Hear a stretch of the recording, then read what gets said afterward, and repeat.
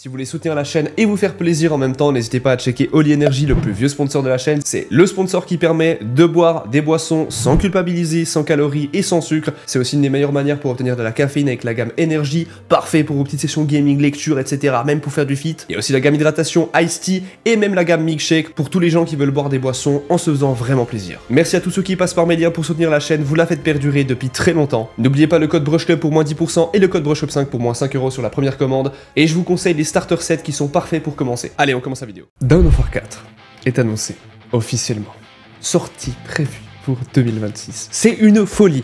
Le trailer, vous allez le voir en image dans cette vidéo. Au moment où vous regardez cette vidéo, normalement je suis encore en live en train de réagir à tout ça, mais j'avais les informations un petit peu en avance, donc je vais vous préparer cette vidéo avec de l'avance pour que comme ça, vous ayez les vidéos pour ceux qui ratent les lives. Très important, on va analyser le trailer en entier, vous allez pouvoir le voir en avant-première si vous avez loupé le live d'annonce, et surtout, préparez-vous, car il y a énormément d'informations dans ce trailer. On n'a pas toutes les informations du jeu, donc il n'y aura pas de spoiler sur l'histoire, mais il y a énormément de choses à savoir sur les factions, quelles factions seront jouables, et surtout, eh bien, est-ce qu'on aura des DLC? Peut-être qu'il y a des informations à la fin, on va voir tout ça ensemble. Je découvre ce trailer en même temps avec vous dans cette vidéo, car je veux réagir en live, mais surtout, je veux prendre le temps d'analyser ça avec vous maintenant. Préparez-vous, l'année 2025 va être folle, mais vraiment folle. On va avoir des putains de bangers en jeu. On est, je pense, pas prêts et on est tous extrêmement hype. Alors voyons voir tout de suite tout cela. Alors comme ça, vous êtes 50% de la chaîne à ne pas être abonné. Vous allez rectifier ça, sinon j'envoie l'acquisition. C'était pas une blague, les chevaliers gris sont sous mon ordre. Je vous laisse 3 secondes pour rectifier ça. L'inquisition, c'est tout. L'inquisition, c'est où vous habitez. C'est fait. Très bien les gars, on est parti. We have fought the enemies of humanity across 1,000 worlds. No respite, no remorse, no mercy. We are the wrath of the Emperor, his angels of death. But the Imperium lies broken, its armies scattered and reeling. Our foes rise to drag us down, and the galaxy has been torn asunder. On the world of Cronus, we make our stand. We are the Blood Ravens. There is no victory to claim here. Okay. Only vengeance to enact. Whilst even one of us lives, we fight. For only in death does duty end. What?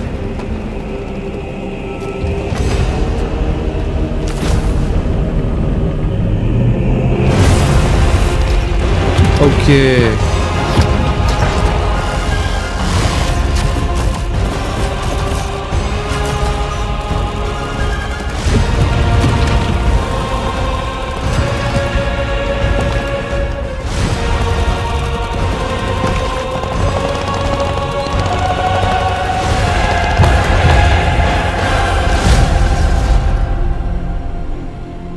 Ok, il y a beaucoup de choses à dire les gars.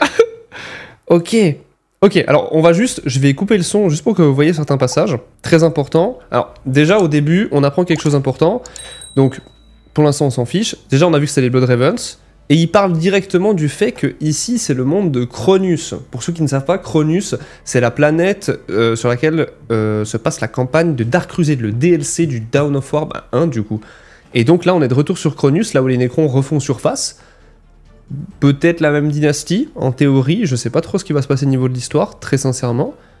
Et niveau des unités, on va voir un petit peu plus tard, parce que toutes les unités qu'on voit dans le trailer ici, on les voit sur le champ de bataille. Je pense pas qu'on aura d'autres unités. Le monolithe a l'air titanesque, assez impressionnant d'ailleurs. Ici, on voit qu'on peut du coup jouer Nécron, on peut jouer Astartes, mais on peut jouer aussi Mechanicum. En tout cas, ça en a tout l'air. Donc on a un archiviste, est-ce que du coup c'est pour faire une référence à Varro Tigurius? Pas à Varro, comment il s'appelait dans le premier? Je sais plus le nom du premier. Et là, ok, déjà d'entrée de jeu, je trouve vraiment bizarre. Vous allez voir tout de suite qui est sur l'hôtel là, qui va être du coup brûlé. c'est assez bizarre qu'ils montent cette scène-là. Regardez, ils vont brûler un Space Marine. Donc là, on a un Dreadnought, pardon. Les Nécrons qui se réveillent. Classique pour ceux qui connaissent pas, en gros, les Nécrons, simplement, c'est une faction qui est endormie et il y a les chefs des dynasties qui sont littéralement les seuls à avoir des souvenirs de leur vie passée en tant que Nécrontyr avant qu'ils soient transformés en une sorte de boîte de conserve comme actuellement. Et les Nécrons guerriers comme ceux-ci, en fait, ils ont aucun souvenir de simplement qui ils étaient avant de devenir des boîtes de métal. Avant, ils étaient donc organiques, avant d'être trahis par un pacte avec des dieux appelés les Cthulhu, les dieux des étoiles, qui mangeaient des étoiles, oui, carrément, bienvenue dans Warhammer 40 000. Et donc, pour faire simple, ces derniers n'ont aucun souvenir. Et c'est très important, du coup, ils obéissent en fait sans réfléchir. Donc, vous voyez, c'est vraiment une armée qui réagit un petit peu de manière, en fait, comme des esclaves, quoi. Et très inspirée des Égyptiens. Donc, on a des orques. Très important, les orques étaient dans le premier jeu, dans le deuxième et dans le troisième, c'est dans tous les jeux d'ailleurs. Donc là, je pense qu'on est sur le retour du deuxième jeu, il me semble que c'est les mêmes orques. Ça a l'air d'être les mêmes orques. C'est des Bad Moons. Voilà, là c'est Cyrus de mémoire, ce perso-là. Dawn of War... Cyrus, c'est ça? C'est Cyrus, effectivement. De la 10e compagnie, un scout sergent de la 10e compagnie, sauf que du coup lui il apparaît dans Dawn of War 2, c'est le personnage qu'on va utiliser pour monter en niveau et surtout faire évoluer avec notre escouade, mais je suis assez étonné, je pensais qu'on allait l'avoir dans le jeu, et pourtant, je ne spoilerai pas pourquoi je dis ça, mais là on le voit mourir. Alors, je trouve ça bizarre qu'ils le mettent dès le début, parce que regardez, là du coup on le voit se prendre une lame, venant d'un Tesseract. Pas d'un Tesseract, comment il s'appelle ceci? C'est un Psychomancer. Ou Cryptek. Donc, ici, il vient de les tuer. Et on voit directement qu'il y a l'hôtel. Là, il y a la bannière de, du coup, sa compagnie. La 10e compagnie. Là, il n'est pas encore mort. Pas encore. Là, on voit un cerveau-crâne qui observe dans un monde tombeau. Et là, on le voit, du coup, recouvert sur l'hôtel. On voit bien les planches, etc. Et donc, les brindilles pourraient être enflammées par les Space Marines. Et c'est Cyrus. C'est bien le même personnage qu'avant, regardez bien, c'est lui. Le même perso. Et donc, je comprends pas qu'on voit... Enfin, c'est assez fou qu'ils prennent le risque de faire mourir un personnage dans un trailer. Est-ce que du coup, il va revenir à la vie? Je ne sais pas du tout. Est-ce que... je pense pas qu'il va être brûlé. Ou est-ce qu'il meurt à la fin de la campagne et du coup, on le voit déjà maintenant mourir? C'est particulier. J'avoue que ça, je suis assez étonné, ça n'a pas trop de sens de montrer directement un truc. Peut-être une explication au niveau du lore, hein. Je dis pas que ça n'a pas de sens ce qu'ils ont fait, je dis que ça n'a pas de sens avec les informations qu'on a actuellement au niveau du lore et au niveau du jeu. Petit rappel, maintenant Dawn of War, c'est canon dans l'univers. Ça, c'est important aussi à savoir. Niveau des orques, là, bon, des Luta classiques, et là, il n'est pas encore mort, et du coup, on le voit en train de combattre. Attendez, c'était le boss qu'on vient de voir? Le boss orc? C'est le boss orc qu'on vient de voir, hein, je crois. C'est pas le boss orc, c'est un Nubs. C'est quoi ce vaisseau? Est-ce que quelqu'un reconnaît ce vaisseau, les gars? C'est quoi ce vaisseau? On dirait un vaisseau... C'est pas les vaisseaux Chevalier Gris, c'est pas un vaisseau Space Wolf. Au départ, je pensais que c'était le vaisseau Space Wolf. Space Wolf Ship, je vais vous montrer auquel je pensais. Ça ressemble un peu quand même. Mais ça a pas l'air d'être lui, hein. Non. C'est bizarre. Je sais pas quel vaisseau c'est. Est-ce que c'est un vaisseau Grey Knight, donc Chevalier Gris, peut-être? Je pense pas non plus. Je sais pas quel vaisseau c'est. Est-ce que c'est de l'Inquisition? Ou c'est du Mechanicus? C'est du Mechanicus, sûrement, vu qu'il y a le Mechanicus dans le jeu. Ça fait sens. Ok. Regardons juste à la fin le gameplay. Vous voyez, là, il brûle bien. Hein. C'est bien Cyrus qui brûle. Avec la 10e compagnie, du coup. Ok, niveau du gameplay. Donc, premièrement, comme vous pouvez voir, il y a beaucoup de choses. L'interface ici ressemble à celui de Total War. Donc, si on a un Total War Warhammer 40 000 qui sort, ce sera probablement inspiré de ça. Ça ressemble énormément à l'interface donc de Warhammer 1, 2 et 3 Total War. Très intéressant. On a l'air du coup de pouvoir voir les unités qui sont déployées juste ici. Intercessor d'assaut, intercessor, les Blade Guard. Ici, c'est l'Invictus Warsuit, le Dreadnought Invictus Warsuit. Et là, on a Cyrus. Donc, c'est bien un spoil de la campagne. C'est très particulier. Parce que là, on le voit en jeu, mais pourtant dans le trailer, on le voit mourir. Est-ce que du coup, on va faire des parties dans le passé et dans le futur, ou on le voit mourir en avance? Je sais pas, peut-être qu'on verra dans le jeu une sorte de flashback et on le jouera. J'ai pas trop d'explications au niveau du lore, et même si j'avais, je ne pourrais pas vous l'expliquer, simplement parce que c'est sous embargo ce genre d'informations, donc je ne pourrais pas vous le dire. Par contre, là, du coup, il y a les Nécrons, j'ai cru qu'il y avait une autre unité derrière, mais non. Ok, Intercession juste ici, là on a le Warsuit, on a Cyrus ici, et comme vous pouvez voir, juste en bas, on peut voir la réserve 3/5, et en fait on peut directement ici invoquer les unités avec les Space Marines, j'imagine, en tant que drop d'assaut. On les voit un peu plus tard. Là, pour l'instant, tous ceux-ci sont déployés. Là, c'est en réserve. Donc théoriquement, c'est pour l'assaut avec... Voilà, drop pod, vous voyez? Là, il y en a 2 qui ont été déployés, il en reste 3/5. Avant, il devait y avoir donc 5/5. Ici, on a l'air d'avoir un point de contrôle tenu par des orques. Regardez, c'est un point de contrôle ici à capturer. Là, c'est quelque chose qui peut être amélioré, j'imagine, pour être protégé. Les orques ont des améliorations. Et ici, ça a l'air d'être l'énergie des orques. Donc, probablement que c'est un point d'énergie. Et pas un point de contrôle. Important. Parce que c'est bien un point à capturer. Hein. Ça a l'air, en tout cas. Ou alors, c'est juste une base orque. J'aurais pensé que ça, c'était un point contrôlé. Bon, bref, aucune idée. Là, du coup, on voit l'Adeptus Mechanicus qui est ici, avec des unités qui attaquent des orques. Les bâtiments orques, là on voit qu'il y a un gros camion qui se fait livrer. Et toutes les unités des orques ont l'air vachement... déjà nombreuses, mais surtout, regardez, tous les... Ouais, chacun des bâtiments est équipé de tourelles. Il y a des canons là, il y a des canons là, il y a des canons là, il y a des canons là. Il y a des canons là, il y a des canons là, il y a des canons là, il y a des canons là. Il y a des canons partout sur tous les bâtiments orques. Ça, c'est intéressant. Donc, on a un Mech-Boy, qui est probablement l'unité... Attends, c'est bizarre. Ah, c'est une unité de construction. Ok. Unité de construction, répare les structures et les véhicules. Et il peut aussi se battre. Effectif à courte portée. Ok. Là, il met un Four Boys, production d'infanterie, production de recherche. Intéressant pour les orques, la recherche sera dans le Fort des Boys. Ok. Et as mounted weapon. Donc parfait, comme je disais, chaque véhicule, enfin plutôt chaque bâtiment est équipé d'armes pour défendre. Donc il n'y aura pas besoin de tourelles pour les orques, étant donné que chacun des bâtiments en fait sera directement équipé. On voit qu'il y a 10 bâtiments, il y a le méga boss bunker, donc j'imagine c'est la base. Il y a le boys fort, donc là où on peut invoquer les boys standards. Le Beastnaga Hut, donc ce sera pour tous ceux qui seront la tribu des Beastnaga. Donc là ce sera des unités comme des squigs montés, etc. Et donc là ce sera vraiment pour tous ceux qui veulent jouer un peu plus sauvage, beaucoup moins de trucs à distance mais corps à corps. Le Scrap Heap,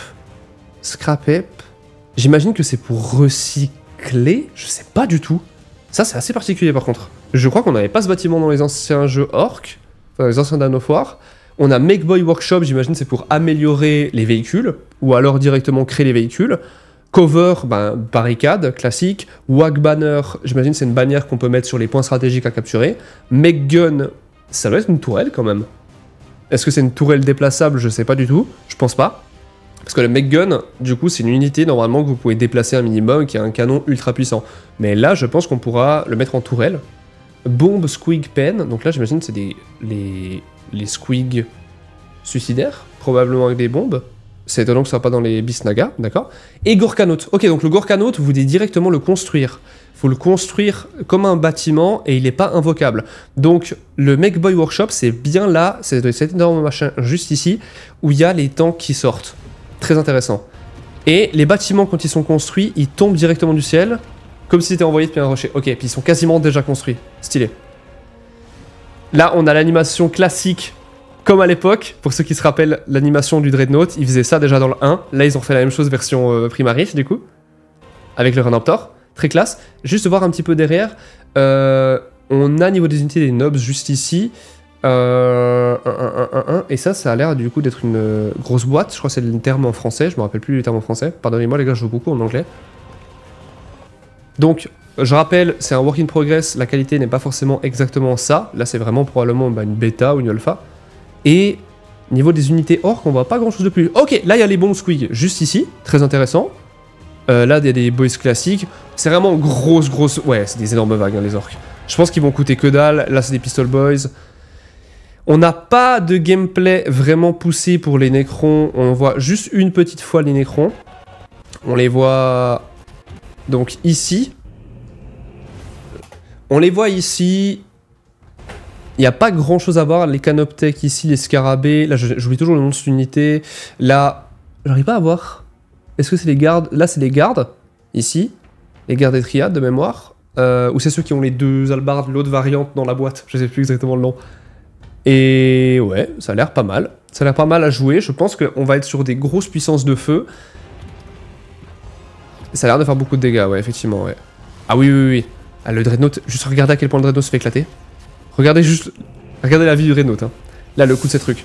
La vie du Dreadnought qui baisse de presque 10% à chaque coup. Ça a l'air puissant. Et là, du coup, c'est tout ce qu'on voit de l'Adeptus Mechanicus. J'arrive pas à voir quelle unité c'est. On dirait... C'est quoi l'unité? C'est Servocrane? Ah non, non, non, non, non. Ok. C'est eux. C'est les gars qui sont un peu tarés, là, qui vont tout le temps au corps à corps. Ok, je vois. Très bien. Il n'y a pas beaucoup de gameplay des Necrons, comme je disais, et donc de l'Adeptus Mechanicus. C'est un petit peu décevant. Je pense qu'on en aura un peu plus demain. Là, normalement, la vidéo que vous voyez, elle sort à 22 h. Peut-être que vous le voyez le jour de la sortie, le 19 août. Évidemment, il y aura beaucoup d'informations autour de Warhammer et surtout de Warhammer 40 000 Dawn of War prochainement sur cette chaîne. N'hésitez pas à vous abonner pour ne pas rater les vidéos. Attention, la vidéo n'est pas finie, je tiens juste à faire un rappel car je vais couvrir toutes les informations du jeu Dawn of War. C'est un de mes jeux d'enfance. Quand le jeu est sorti, j'avais 4 ans. J'ai commencé quand j'avais 9 ans, etc. à décider un petit peu ce que je kiffais comme jeu, plutôt les jeux de stratégie avec la bataille pour la Terre du Milieu. Et petit à petit, je suis tombé dans Warhammer Dawn of War, je crois, autour de... entre 10 à 12 ans, je sais plus exactement, et c'est vraiment les jeux que je préfère, les jeux de stratégie, donc je vais bourriner les vidéos dessus. Si vous voulez des informations où il y aura en français toutes les nouveautés, ce sera sur cette chaîne. Sachez que je ferai énormément de vidéos dessus, en plus du lore de Warhammer 40 000 que je fais tous les jours sur cette chaîne. Donc il y a une vidéo à peu près tous les jours sur ma chaîne. Sachez-le, on travaille beaucoup avec mon équipe pour faire vraiment énormément de contenu et vous faire kiffer avec toutes les news de Warhammer. Hyper important. Demain, du coup, au moment où vous regardez cette vidéo, le 20 août, il y aura une énorme vidéo sur le jeu Dawn of War. Ne la loupez pas, il y aura énormément d'informations, les gars. Et j'ai vraiment hâte que vous la voyez. Elle sera très importante pour comprendre ce qui va arriver avec le jeu. Très important aussi, n'oubliez pas que ce jeu sortira malheureusement que en 2026. C'est toutes les informations qu'on a. Je vais juste vérifier si on a une date précise. Non, c'est bien 2026. On ne sait pas exactement quand. Et peut-être que ce sera début d'année, j'espère beaucoup, parce que le jeu est attendu depuis des années quand même. Je crois que ça fait 10 ans que Dawn of War 3 est sorti, c'était un petit peu un shit show, malheureusement le jeu n'était pas fou. Tout ce que je peux dire dans cette vidéo, c'est qu'il a l'air fou. Et vous en saurez plus très prochainement, comme je l'ai dit, j'ai des informations sur le sujet que je vous donnerai au moment où j'ai le droit d'en parler. J'espère que vous êtes hypés autant que moi, si ce n'est plus. Je suis trop content de pouvoir retomber dans mon enfance avec ce jeu-là, et je sais que beaucoup de gens ont commencé Warhammer 40 000 grâce à ça. Là, si vous voulez faire jouer vos potes fans de RTS à Warhammer et les convertir à Warhammer, ce sera l'un des meilleurs jeux. N'oubliez pas, vous êtes plus de 50% de la chaîne à ne pas être abonné à cette chaîne, alors abonnez-vous pour ne pas rater les prochaines vidéos. Checkez aussi Holy Energy dans la description, le commentaire épinglé, ainsi qu'en scannant le QR code à l'écran avec mes codes de réduction. Ça permet d'avoir des boissons bien plus saines que les sodas du marché, moins chères, plus écolo.